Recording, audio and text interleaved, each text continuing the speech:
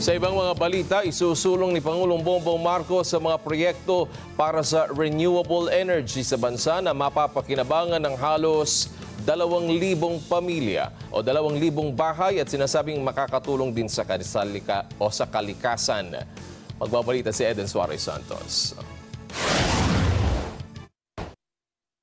Mas palalakasin pa ng administrasyon ni Pangulong Ferdinand Marcos Jr. ang suporta para sa mga proyekto sa renewable energy at clean technology sa bansa. Yan ang kanyang pangako matapos bisitahin ng Ningning 6.55 megawatt peak solar rooftop power facility sa Pasinaya Home sa Naik, Cavite.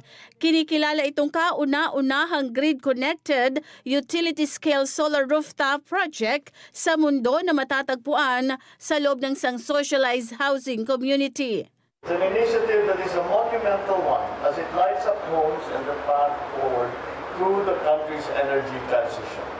Sinabi ng Pangulo na halos 2,000 tahanan ang kasama sa proyektong ito kung saan ang bawat isa sa mga ito ay pinagkukunan ng malinis na enerhiya dahil sa mga solar panel na nakalagay sa kani-kanilang mga bubong.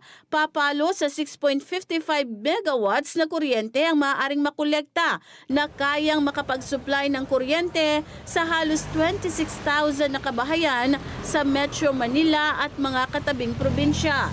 Higit pa anyang nakakahanga ang proyekto dahil hindi lang solar technology ang hatid dito, kundi nagbibigay rin ng suporta at ng kita sa mga residente. Idiniin pa ng Pangulo na malaking tulong din ito sa kalikasan. Sa pamamagitan ng Ningning Project, makakabawas tayo ng mahigit 6,000 metriko na tonelada ng carbon dioxide emission kada taon. Para tayo nag-alis ng halos 1,000 sasakyan sa ating mga kasada.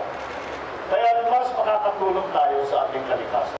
Naniniwala ang Pangulo na ang solar project sa Naik, Cavite ay simula pa lang at asahan na ito ay palalawakin pa sa iba't ibang mga komunidad sa bansa.